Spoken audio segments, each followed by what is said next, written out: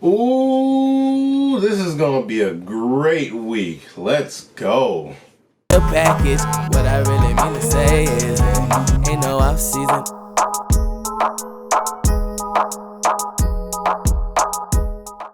Hello, YouTube. Welcome to No Off Season Media. Well, today, it's Tuesday. You already know that, and we're gonna talk about Week 1 of the NFL. A lot of upsets coming on this game. One I knew, not surprised by. The Philadelphia Eagles. See some fans burning some jerseys. Not too happy about that. Just Week 1, remember? Just Week 1. We got the Chicago Bears come back 21-0. Yeah. Detroit's going to be Detroit. That's just how Detroit is. But we'll get to those games in a second. Let's hit the first game of the season. We're going to talk about the Houston Texans playing the Kansas City Chiefs. And my spread picks, I did pick Houston to cover the spread, 8.5. They disappointed me very badly. They disappointed me. It was very bad. People were blowing up my stuff, talking about, you picked the Houston Texans, you Texans picked the spread. No, I'm sorry that Houston cannot do well without DeAndre Hopkins. I'm so sorry. So, what I got to take away from this game? Well, Kansas City is still great. Kansas City will always be great with Patrick Mahomes. There's no dispute over that. What I can't take away from the Houston Texans? They surely do miss DeAndre Hopkins. They really do. Here's a fun stat. Clyde Edwards-Helaire, he was the running back that was picked up in the draft by the Kansas City Chiefs at 32 overall pick. 32nd, I'm sorry. He had a field day against the Houston Texans defense. 25 carries, 138 yards, and 1 touchdown. But that's a star in the making. Let's talk about the superstar himself. Let's talk about Patrick Mahomes, who completed 24 out of 32 passes. He had 211 yards and 3 touchdowns. That's actually going to get it done. That really is going to get it done. I mean, Kansas City is my second favorite. They won the Super Bowl last year, but Andy Reid's a great coach. Patrick Mahomes, obviously, is a superstar of the league. He is the face of the NFL. I love what I see out of Kansas City. They show us time and time again that this is still the team to beat. I know there's Baltimore, but the Chiefs seem like they're still the team to beat over Baltimore. We get to Baltimore later. But the Kansas City Chiefs are like the best team in the AFC and best team in the NFL. But here's my shocking thing about what happened in that game. Houston was 4 out of 10 from third down efficiency. That's not great. That's not going to get it done. And in terms of the total yardage, they were both even. Kansas City had 9 more yards of total offense than the Houston Texans, but what killed the Houston Texans was interceptions and turnovers. Basically just turnovers. Turnovers killed the Texans. Like, it was god-awful. In terms of red zone, here's the difference between both those teams. Even though the Houston Texans turned over the ball, one team punched that ball into the end zone. The other one came in garbage time and then punched the ball into the end zone. So that's my thing about Houston. That killed them. Here's the shocking thing. Time possession. Kansas City had 34 minutes. That's actually because you know why? They're running the ball. They're establishing the run. That's what Kansas City has been struggling all last year. Running the ball with Damian Williams. He opted out. But that's how the Kansas City Chiefs were able to go with time possession, because they were able to run out the clock. That's actually great, because Kansas City looks like an unstoppable team. The fact that you have a great quarterback in the backfield, and a superstar quarterback in the backfield, and to be Harden, the best superstar quarterback in the league, and now you have a complimentary running game. This is the team to beat. But I know I didn't pick that game. I know I picked Kansas City to win that game. And I know the Houston Texans failed to cover. But that hurts me in terms of the spread picks. But you know what hurts me more? I went with my mind over my gut. And I hate that. We have the Seahawks who just throttled the Atlanta Falcons. That game, I mean, I love Russell Wilson, I do. But I don't know why I always think Atlanta is going to show up. I don't know why I keep thinking that. Matt Ryan puts up all these ridiculous stats, great stats, but he doesn't win these games. And I just hate that the fact is that I keep betting Atlanta and they keep doing this to me. I hate betting Atlanta because Atlanta, they were great like late in the season. They went like 6-2, and like I'm expecting that to carry over. But I mean, the Atlanta Falcons is like weren't even competitive after the third quarter.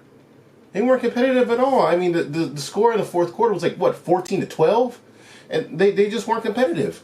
So I mean, this is a fun stat here. Russell Wilson had 31 of 35 completions. He had 322 yards and 4 touchdowns. That's going to get it done. This is vintage Russell Wilson. Russell Wilson is a great quarterback. I love Russell Wilson. I remember seeing a picture of his son win.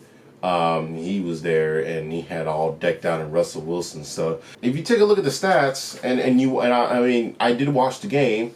This game was not even close. Seattle was 3-9 third down efficiency. Yes, and Atlanta was 50%. If you look at the stats and I'm watching the game, you would think Atlanta won. But here's the thing about Atlanta that killed them as well. The 2 turnovers by costly Matt Ryan. Matt Ryan threw balls that he shouldn't have thrown it to, but that's what happens when you throw for 54 times. 54 times. You're gonna get turnovers. You keep throwing the ball 54 times against a running offense. And guess what? The time of possession, it was dead even. And Atlanta couldn't even capitalize on anything. So that's what I'm saying as far as Atlanta. Atlanta had 3 wide receivers, 3, that had over 100 yards. But that speaks a lot more about Seattle's defense. Now the offense, as long as you give Russell Wilson that control on the offense, then Seattle's going to win games. They're going to win a lot of games. But the Seattle defense allowing 3 wide receivers. This is Julio Jones, Russell Gage, and Calvin Ridley with 100 yards. That's not going to necessarily get it done. And Julio had 157. Atlanta had 506 yards of total offense. Seattle had less than 400. So if you looked at the stats and didn't watch this game, you didn't look at the score, you would have think Atlanta won this game by total of yardage. No, sorry, that's not what happened. That's what happens when you pick the Falcons to win a game and you expect them to win it, but they don't win it. That speaks more about Atlanta. I don't trust Atlanta's defense anymore. They play the Cowboys next week. Might lose that game. I don't know. I got to see the line. We're gonna jump on to another game that I picked as an underdog, and I massively regret this. We have the New York Jets against the Buffalo Bills. This game was supposed to be close, but Adam Gase happened, and Adam Gase is not a great coach in my opinion. But here's my thing about Buffalo. Great defense. Quarterback. We can talk about Josh Allen. But here's my thing about Buffalo. Buffalo only allowed the Jets to be on the field for 18 minutes.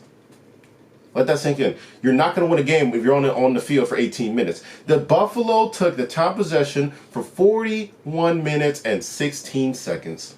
That's not going to win the game. Now, why was the game so close? Well, Josh Allen had 2 fumbles. 2 fumbles is going to allow a team to come back in the game. And that's what the Jets did. The Jets came back in the game. Jamison Crowder had like this 180-something yard touchdown that was thrown to him, and he took off. That's what allowed the Jets to come back in this game. If this team is as far as Josh Allen can take them. I mean, the defense is great. I mean, the defense has always been historically great, but it's only based off how much Josh Allen's going to take him. That's as much as it's going to go. So if I have to say as anybody, I mean, Buffalo, congratulations, you guys did win this game. More than 10 points normally that you guys usually do. But here's my thing about Buffalo. Buffalo's defense is really historic. The Jets were 4 for 11 from third down.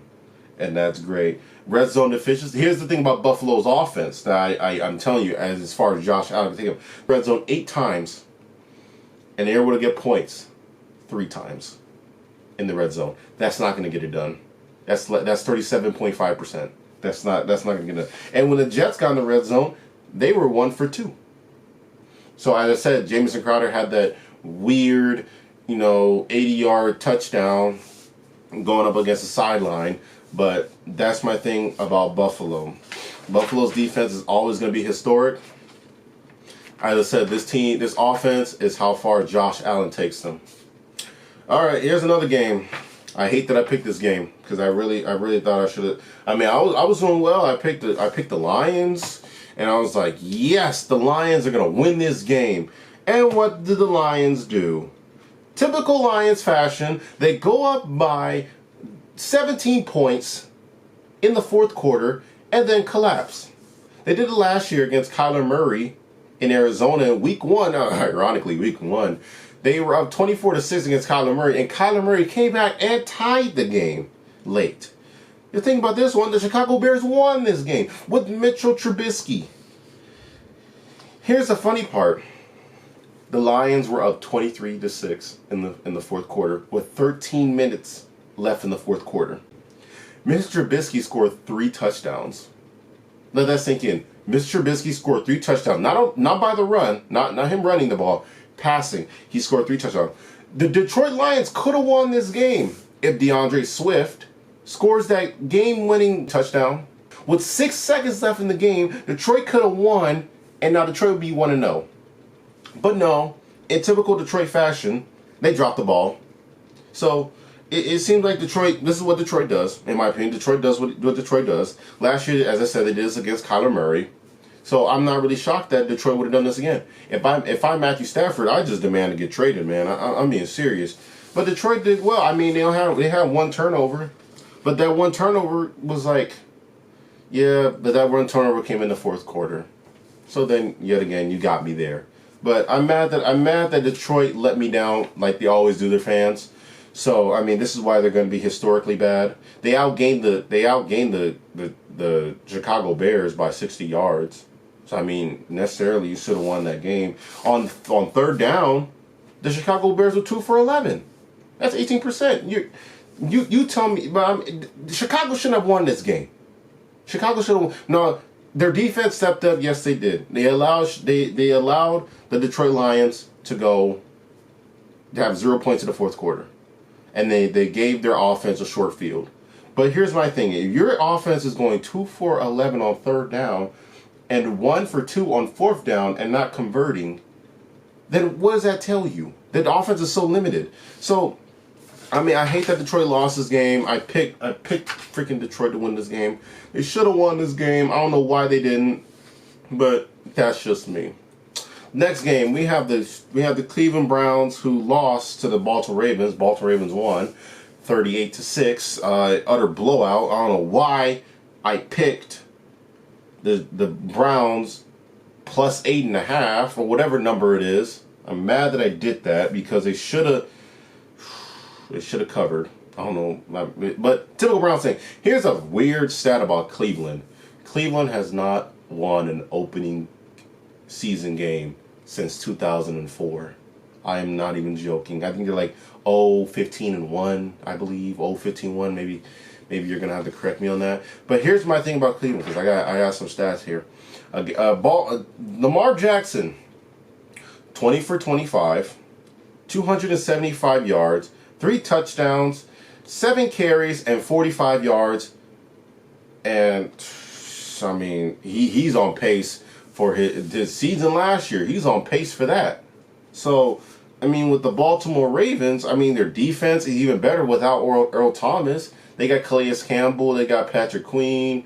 They got Marlon Humphreys. I mean, great all-around team. I mean, this is my pick to go to the Super Bowl, but just great all-around team. This defense forced Cleveland to turn the ball over 3 times. 3 times. Three is not going to get it done. It's not going to get it done. And Baltimore... And here's my funny thing. Cleveland had more time possession than Baltimore. But the thing about Baltimore and Cleveland is that Cleveland didn't punch the ball into the red zone. They didn't. They only traveled 1 time and got it once. Guess what? The Ravens came by there 6 times and punched the ball in 5 times.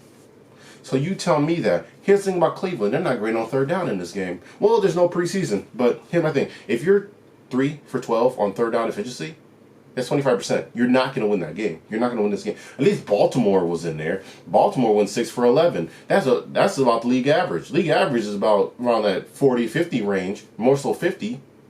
But if you have a historic great offense, you're more in the 60 range. But That's my thing about Baltimore. Baltimore, actually, it says here Baltimore was a 8 point favorite. That's my thing about Baltimore. Baltimore always blows out people. I should have realized this. I don't know why. I went with my gut and said, Browns might cover because there's no preseason. I don't know why I did that. I should never done that. I wish I hadn't, but that's just how it is. I love Baltimore, how the way he's played. They play against who do Baltimore play against next week? It's some other team I can't remember right now at the moment. Okay, next week not next week. Next game we had the Green Bay Packers against the Minnesota Vikings. I picked the Packers. Thank God, because I went in my head and said, well, the Vikings don't have a secondary. They don't. All their secondary players are hurt. Daniil Hunter is out. That's great. Oh, guess what? They got Unique Ngakoue. Guess what? He was silent. Here's the funny part about Minnesota. Minnesota did not sack Aaron Rodgers once. That's the funny part. And this game was actually pretty much over by half. I mean, the Packers were up 26-10 by half. I think it was 26-10 or maybe 29-10. I take it back, 29-10. And Jair Alexander is a freaking beast. He ain't better than Stephon Gilmore, but he's a beast. He got one. This is my first time I've ever seen a corner do this. 1 interception, 1 sack, and 1 safety. This is what I'm talking about for the Green Bay Packers. Now, there's a lot of stuff going on about the Green Bay Packers about drafting Jordan Love, but here's what I love about Aaron Rodgers. Aaron Rodgers, this is his 19th game with 4 touchdowns and no picks, maybe just 4 touchdowns, including the playoffs. This is including the playoffs as well too. Daniil Hunter, as I said, he's on IR. That's not great. That's not going to get done. And Unique Ngakoue was there, and I said earlier that he was not a factor in this game. Aaron Rodgers virtually felt no pressure at all. Nobody was coming up there because I said all their guys are hurt. They really miss Linval Joseph. They really do. And Daniil Hunter. They're not there. Linval Joseph went to the Chargers. But they're not there anymore. So that's what I'm saying as far as Minnesota try to do the best they can. Minnesota, they came back late when the Packers were playing prevent defense. But overall, the Packers showed that we are still the NFC North champions. And I'm not picking any other team but the Green Bay Packers now. Chicago could probably give them a scare, but I said this is only week 1. Or Minnesota can probably give them a scare, but I don't even trust Minnesota at all right now. I really don't. They play the Colts next week. We'll see how far that goes. But as far as Minnesota, Minnesota was They 3 for 4 for red zone. That's great, but those stats came in late in the game. So if you just look at purely of stats, they're not really telling you anything. The only thing about Minnesota, when they went to third down, they're only 3 for 6. That's 50%. So no sacks for Aaron Rodgers, no interceptions for Aaron Rodgers. That's just how Green Bay is. I'm glad Green Bay at least protect their quarterback. Maybe keep that Jordan Love conversation out. And Marquez Valdez-Scantling is emerging. Keep an eye on him. We have another game that I hate that I called this a blowout. I'm going to take back those words. I'm sorry, Jacksonville. We have the Indianapolis Colts at the Jacksonville Jaguars. Indianapolis, I don't know why Indianapolis threw this ball 46 times to Phillip Rivers. I don't know why they threw this ball. This is getting utterly ridiculous with this, and I don't understand what's happening.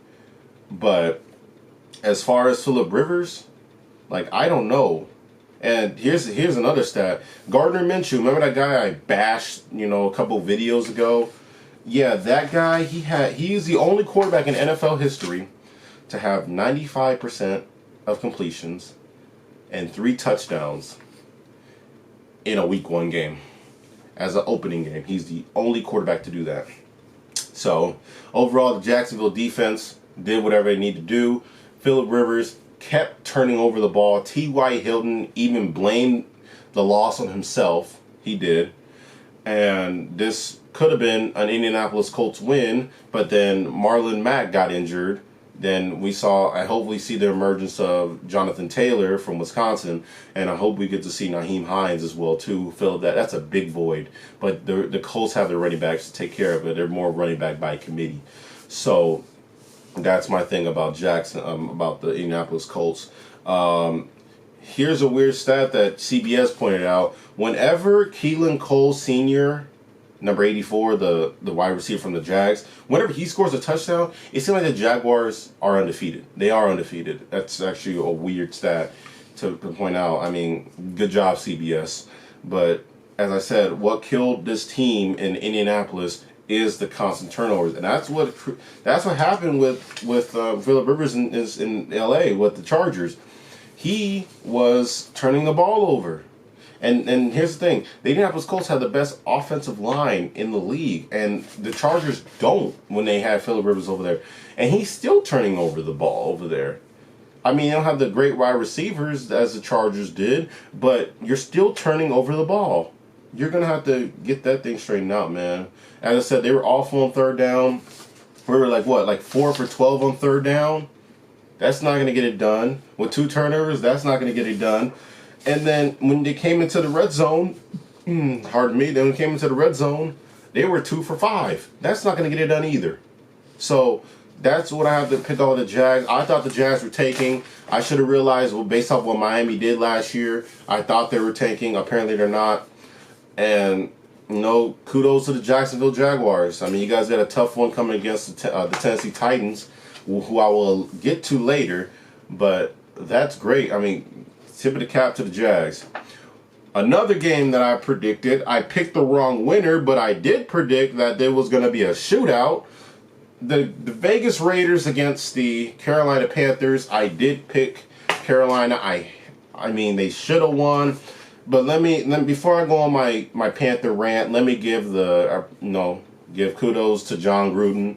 I did bash him a couple years ago when he took the franchise over as coach from Jack Del Rio. I want to give him props because when he drafted Keelan Farrell, I did come after him after that. When he drafted Josh Jacobs, I did come after him after that. And then when he drafted Henry Ruggs, I did come after him after that as well too. So I want to give my apologies to John Gruden because he seemed like he knows what he's doing. And here's my thing about Joshua Jacobs. Josh Jacobs for short, Joshua Jacobs. Joshua Jacobs had 25 carries for 93 yards and 3 touchdowns. And this is a guy who I thought was going to be like a bust or something when he first got drafted. Like, man, I was sure wrong on Josh Jacobs. I was wrong, and I want to acknowledge that I was wrong. Henry Ruggs had 3 catches for 55 yards. As I said, I was wrong. He looks like a mini Tyreek Hill out there. I'm not even joking. I thought that was Tyreek Hill playing for the Raiders at second. We're number 11.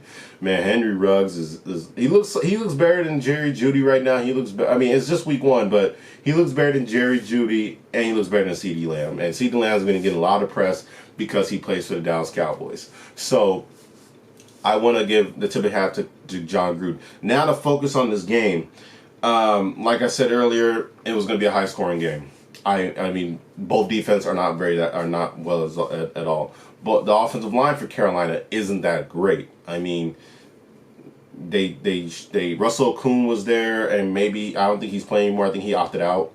But that's my thing. Christian McCaffrey is still the best running back in the league. I mean, nobody can change my mind. I think he's better than Zeke. I think he's better than Kamara. I think he's better than a handful of teams just by catching and running the ball. But the difference between the Teddy Bridgewater we got in New Orleans and the Teddy Bridgewater we got in Carolina is that Teddy Bridgewater had a lot of help, as I can say.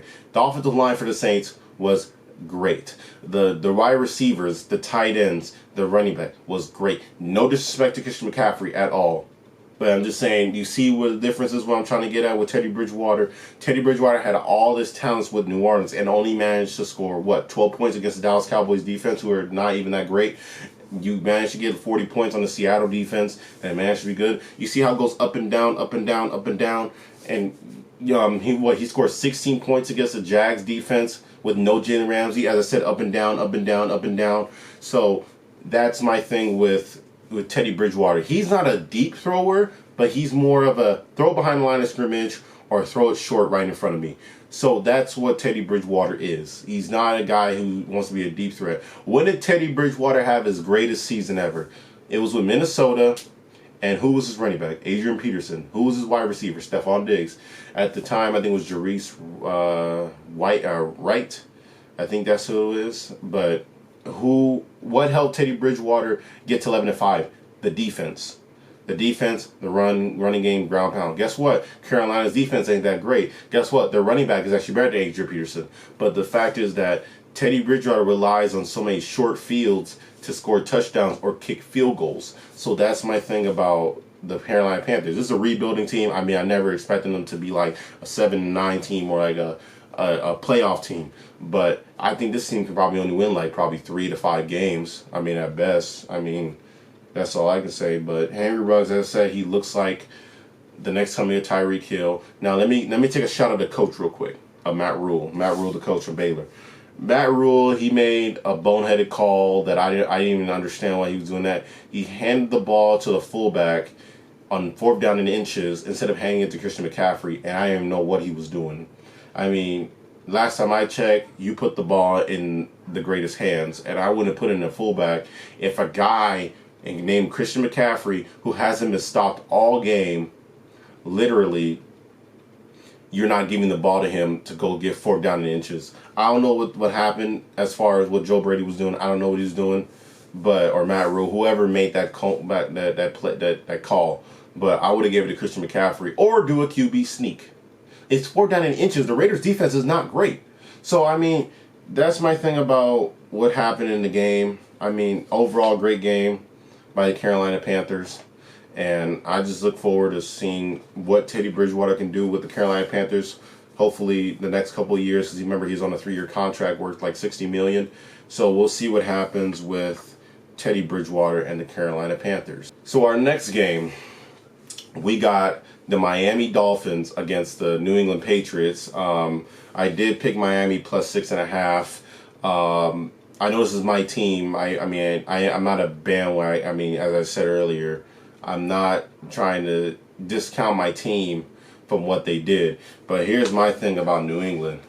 Boy, do I sure love it. I'm not even joking, man. Like, with New England, man, can I just go on a little New England, like, celebration tour right now? I mean, it feels so great that we got Cam Newton in there. I mean, the energy in New England feels so much different. Like, it feels so much different. The fact that with Cam Newton, I mean, running all over the place, I'm not used to that. New England fans aren't used to that. People, we're not used to that.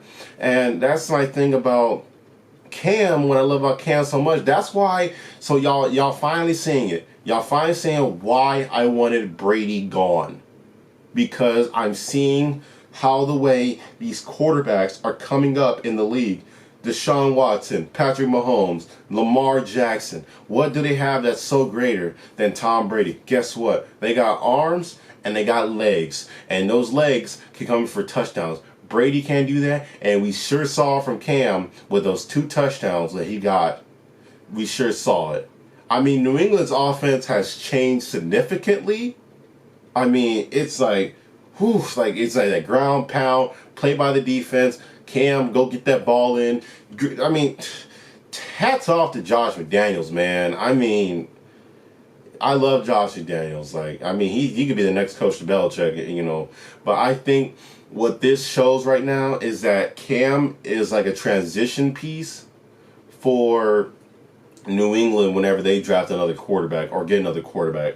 Because they did the exact same play when Jacoby Brissett did against the Houston Texans in 2016.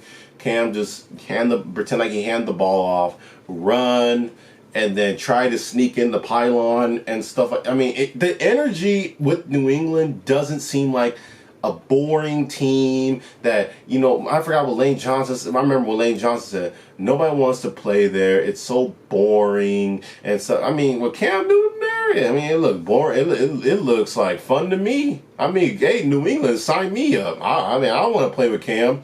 So, I mean, and Belichick has talked about Cam highly. Like, he never, threw Cam under the bus. I mean, if Cam takes a shot from Belichick at practice, He's not gonna get mad and like Brady did with Giselle, and she said that Robert Kraft, Belichick teaches him like Johnny effing Foxborough and stuff. So I don't know what's gonna happen but I love this Cam energy from New England.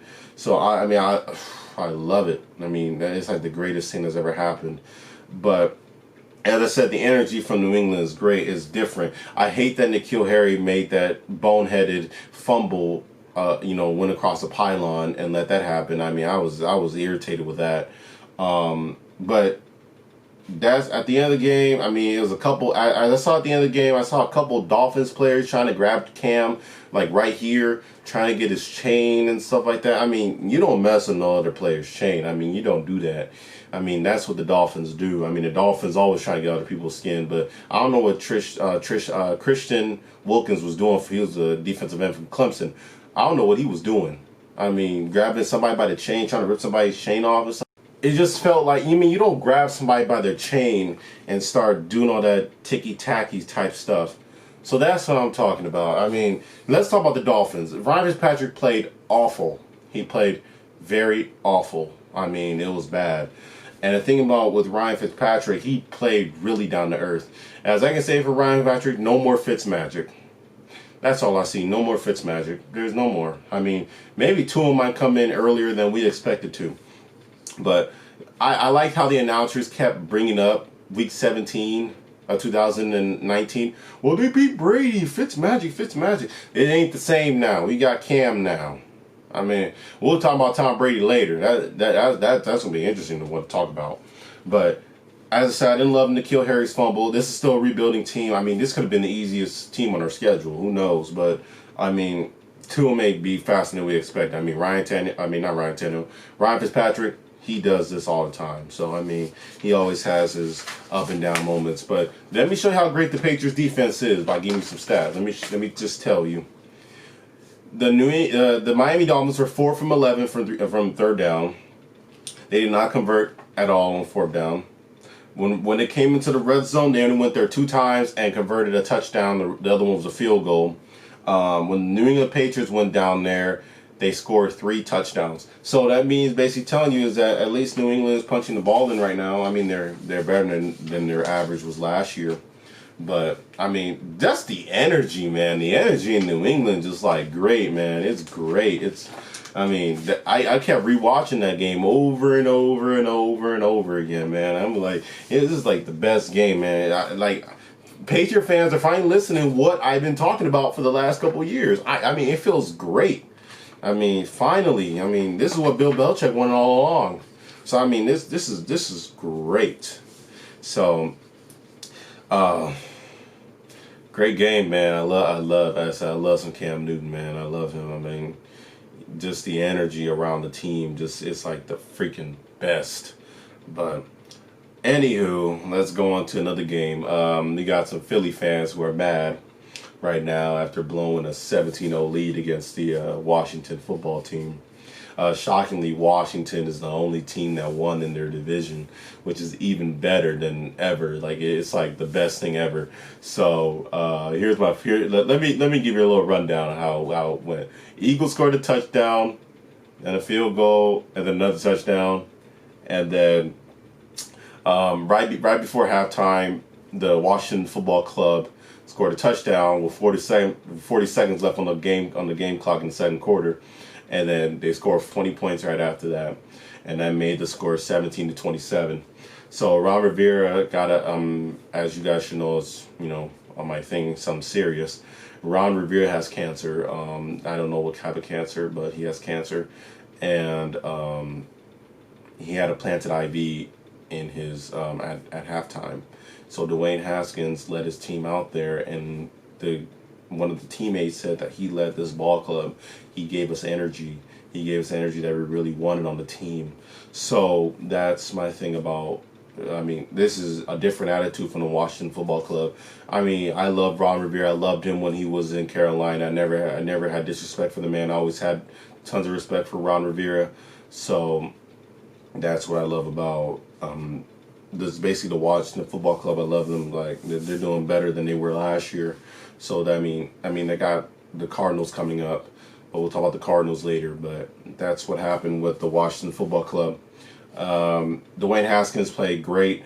He had 17 for 31, 178 yards and a touchdown. That's great. No turnovers, at least. Philly had 3 turnovers, so that's what killed Philly at the end, and more so, it killed Philly in the second half. Let me tell you every Philly drive that went on in the second half. Philadelphia came out, punt, INT, then punt, INT, missed a field goal. So missed a field goal, turnover on downs, punt, turnover on downs, and then Carson Wentz fumbled to end it off. That's how it ended. So, I mean, Dwayne Haskins led this team. I'm proud of this young man. I mean, we thought this guy was going to be a bust in his rookie year.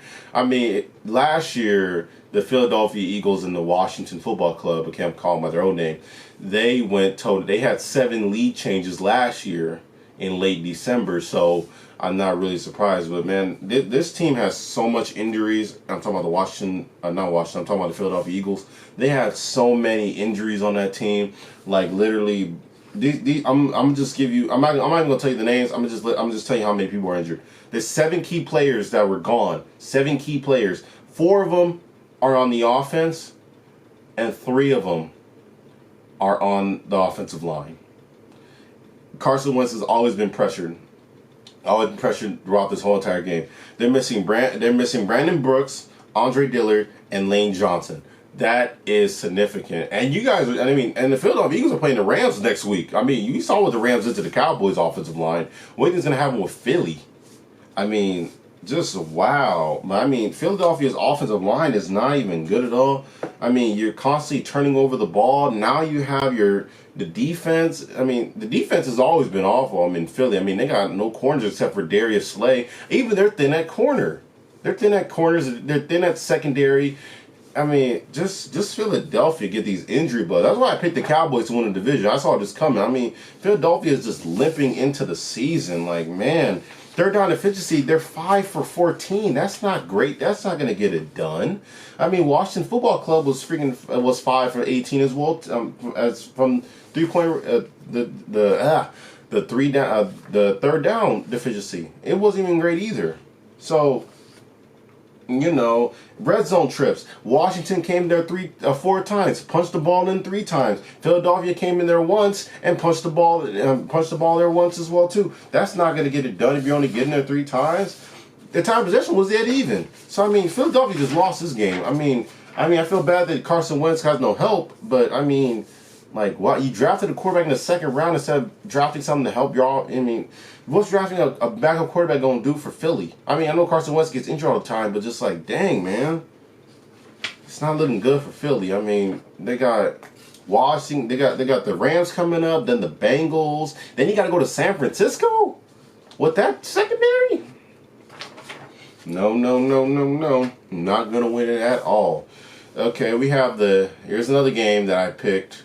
Thank you, the Chargers. Chargers are worse than I expected them to be. But Joe Burrow is actually better than I thought him to be. I mean, I thought Joe Burrow was not going to do great. He did great in this game. I know he had the one turnover, I know. But he did well in this game. I mean, unless you're comparing him to Tyrod Taylor, he did way better than Tyrod Taylor. I mean, not in terms of the one interception, but just doing more things. Tyrod Taylor, this team is not a playoff team. I don't know why everybody thinks the Chargers are a playoff. They're not. They're not a playoff team. If you only can score 16 points against the Cincinnati Bengals defense, whose defense is not even that great, 16 points? No, this is not a playoff team. Cincinnati's defense is not like the Baltimore defense or the Denver defense. Well, not Denver defense, and New England defense, or Seattle's defense, or any other great historic defense. This is not what the Bengals are. And Joe Burrow, I'm sorry, the way the Bengals lost is the way the Chargers lose. That's the funny part. Missed kick, man. Randy Bullock, man.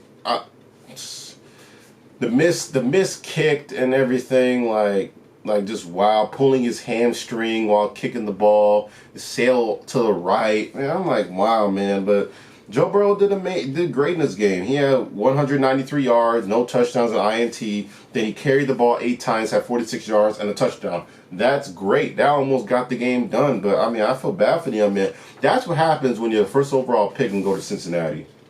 I mean, that's what happened. But, I mean, Joe Burrow, he'll get some growing pains. He got Baker and the Cleveland Browns coming up next week.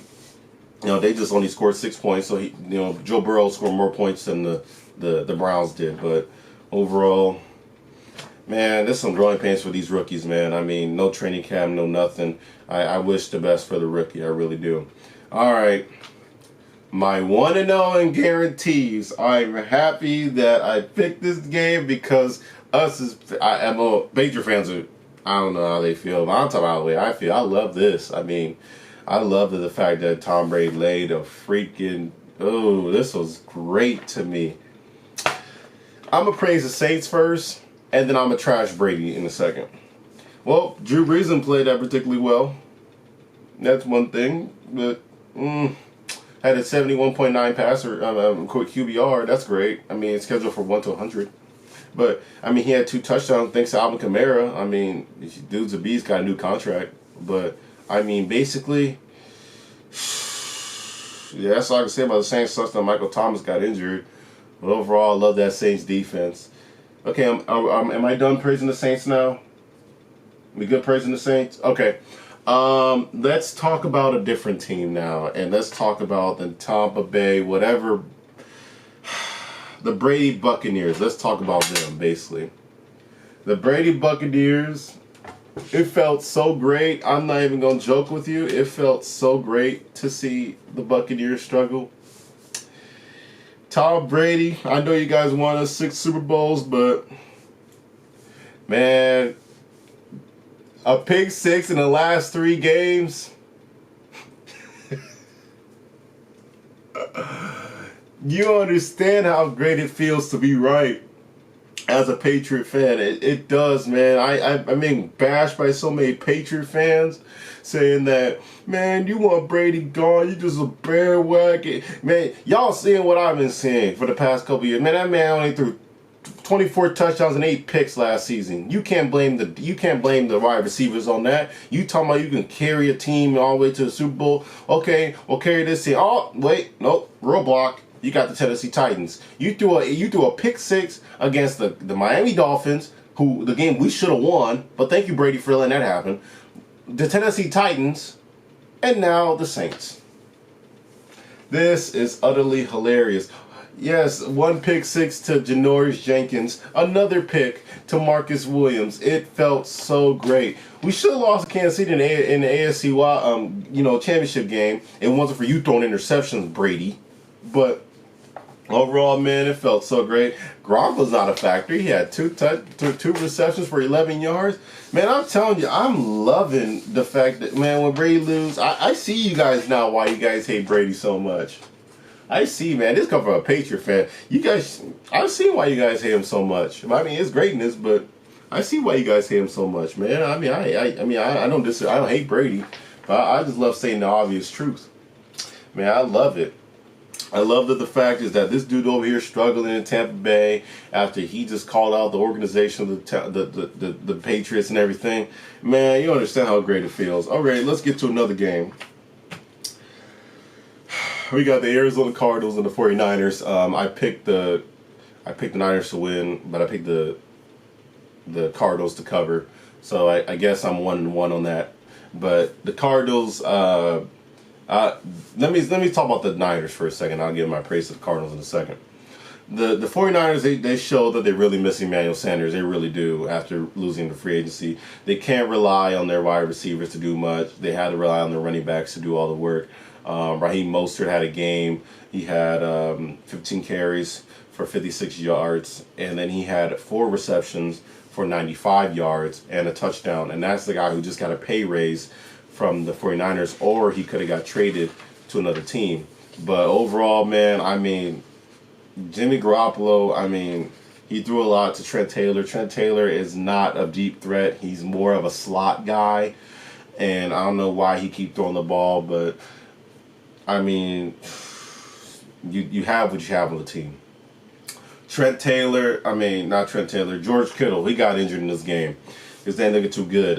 Knee injury, not a knee injury, but like, soreness, sprained, something sprained. He got injured in the game. I predicted a Super Bowl hangover. I did. I had him at 10-6, but people thought, no, I win like 12 games. No, I got him 10-6. It's been awful for the 49ers, just depleted by some injuries over there. And, the smoke that's happening in California, that didn't help as far as air quality. It was deemed okay to play football, but the air quality is a factor, and so the fans not being there is also a factor. But my thing about the 49ers, they were 2-11 from third down. That's not going to get it done at all. That's really not going to get it done. So that's my thing with the 49ers. Let's credit the Cardinals now. Here comes with the Cardinals. The Cardinals, their defense was able to get the Niners off the field. That's one good thing that I can say about it. DeAndre Hopkins, I don't know why people think that Michael Thomas is better than DeAndre Hopkins. It's not true. DeAndre Hopkins against Richard Sherman had 14 receptions for 151 yards. He has put up great stats against the top three corners: Stephon Gilmore, Jalen Ramsey, and now Richard Sherman. Where is people thinking that he's not the best one? I want to see Michael Thomas do well against Stephon Gilmore. I want to see Michael Thomas do good against Jalen Ramsey. I want to see Michael Thomas do good against Richard Sherman. I want to see all that, but we'll see what happens. I think he did do good against Richard Sherman. I take that back. I want to see him against Ramsey, and I want to see him against Gilmore. But, if it wasn't for Zane Gonzalez missing some field goals, this game would be like a 10-point victory. The Cardinals were just a better team that day. The 49ers had nobody to help them. Had nobody. But that's just my thing. All right. Now, I'm gonna get to this game now because I know this might as well.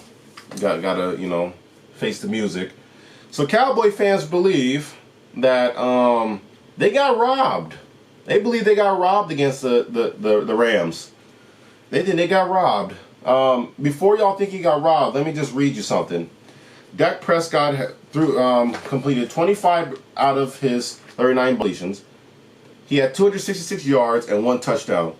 Okay, great. Let me see your red zone deficiency. Let me see. Oh, red zone, 2 for 4. Yeesh. Let me go to third down. 3 for 12. And outgained by the Rams by 40 yards. I've been hearing so much chatter about the Cowboys' offense is going to be so great. Yeah, the Cowboys' offense is so dang overhyped. The Rams' defense is a ticky-tack defense. It ain't that great. It ain't the Chicago Bear defense. Oh, guess what? You only managed to score 17 points out of 20. I don't care. The defense was awful against the pass. The defense was awful against the run. The secondary is a liability. Stop acting. Cowboy fans, I'm going to talk to Cowboys fans for a second. Hold on. Cowboy fans, we know you're going to win a division. We know that. You're not making it to the Super Bowl. Stop thinking you're going to make it to the Super Bowl. No. Stop thinking that you're going to get to the Super Bowl. Stop. You're not going to the Super Bowl. The Cowboys weren't robbed. They were not robbed. Stop thinking that they were robbed. They're not robbed. You're literally over here. Okay, great. That was great acting by Jalen Ramsey. But here's my thing. Jared Goff got hit in the head by Aldon Smith. And wait, before, what happened on that play? No. What happened on that play? Oh, that led to an interception by Chidobe Awuzie. And what did that put you guys in field goal range? Yeah. Oh, yeah, it did. Okay. Did you guys elect to kick the field goal after your field goal? No, you went for it. You guys lost by 3 points, and you elected not to kick the field goal later in that game. So, okay. Okay. Give credit to the Rams. I don't want to hear this thing about the Dallas Cowboys. We got robbed. We got robbed. Shut up. You guys didn't get no damn robbed. Hey, you guys did not get robbed. So I'm thinking everybody's against you guys. Who got robbed was the New Orleans Saints in the NFC Championship. Y'all didn't get robbed. Because y'all weren't going to win that game anyways. No, you guys weren't. The Rams look great. They look better without Todd Gurley. But surprisingly, Todd Gurley got lost last night against a team that he normally runs all over the ball on. So, they did well on third down. They were eating up most of the clock. They were trying to keep the Cowboys' offense off the field. And when they went in the red zone, they actually punched in the ball. They punched the ball in there.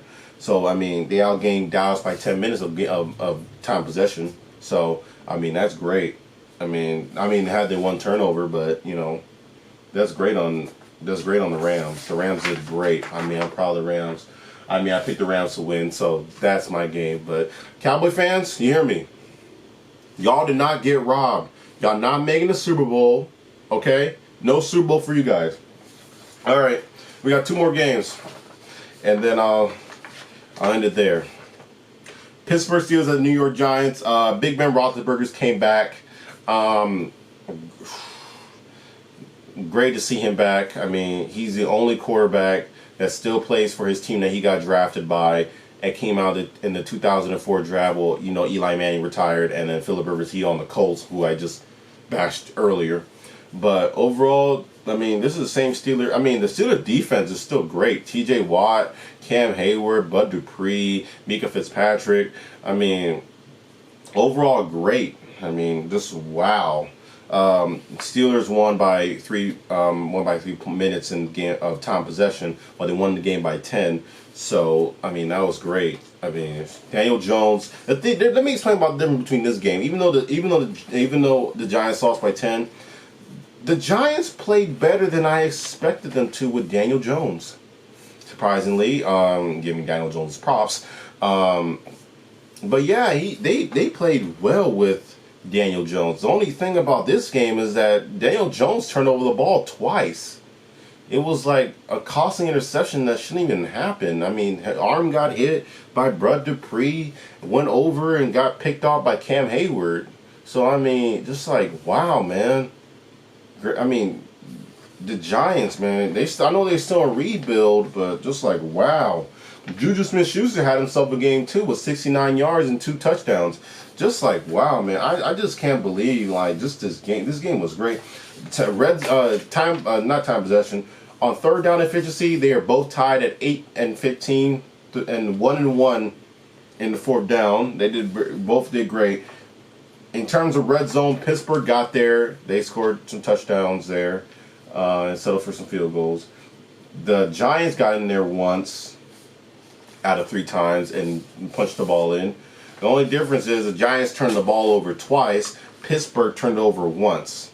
And when the Pittsburgh Steelers turned it over, they got the ball back. So, you know, that's my thing about going on in this game. But overall, it was a great game to see Big Ben Roethlisberger back. It was great to see Juju Smith-Schuster come back.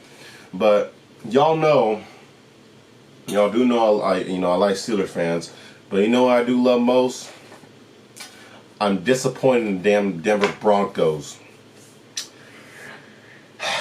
Before I even get started, let me just give shout out to Tennessee Titans. You guys did win this game. Congratulations to you guys. Overall, great. But I gotta bash Denver now. What is Vic Fangio doing?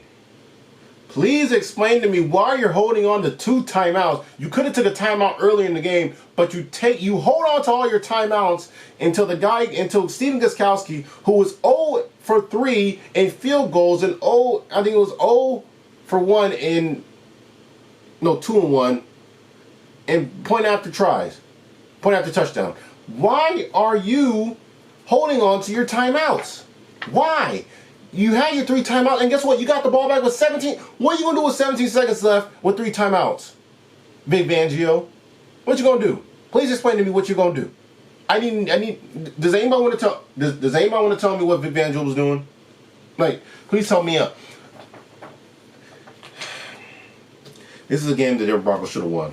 I know they missed Von Miller. They did. But it's just that The one turnover by Denver really killed him by Melvin Gordon.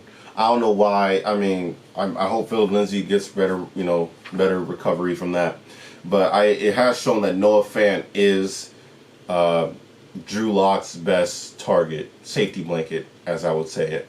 But, man, the Tennessee Titans, man, kudos to them.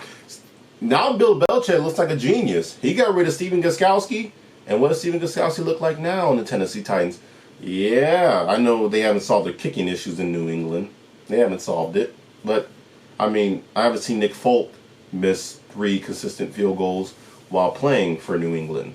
I mean, he missed 2, but not 3. So, that's my thing about the Tennessee Titans and the Denver Broncos. I'm more pissed at the Denver Broncos because they should have won this game. If they took their timeouts, that would be great. I hope Vic Fangio knows that the timeouts don't carry over to the next game. I just don't know what, but Denver was 3-9 from third down. Didn't keep from third down conversions. It's awful. At least when Tennessee did it, they at least converted on third down and even on fourth down. Denver couldn't even do that. What else here? The penalties as well too. It just seemed like with that game it was just like a boring game to watch, and it just seemed like it wasn't interesting. But that's all I gotta say as far as this team. I mean, is Denver in my playoffs? I think I just took them out. I mean, I know they didn't have Cortland Sutton. I mean, that beast wide receiver, but just like, man, this Denver team, man. I mean, they haven't been the same without Peyton Manning ever. I mean, like, just wow. I'm really irritated right now. I mean, I didn't want to end off the channel or the video angry, but just, man, like, that dude just irritated my dang on soul. You had 3 timeouts. Why didn't you take it? What? Why didn't you take a timeout? I don't understand that. But my friend thinks that they still going to the playoffs or the Super Bowl. I told him no, but he don't listen to me. They got Pittsburgh next week. They're not winning that game. I gotta see a line on that one, but they're not going to win that game. So this is no offseason media. I'm mad right now because I have to talk about this game. The worst for last, Denver Broncos. They just irritate my dang on soul, man. They really do. But that's it from no offseason. Don't forget to like, comment, subscribe for more content, and I'll catch you guys later. Peace.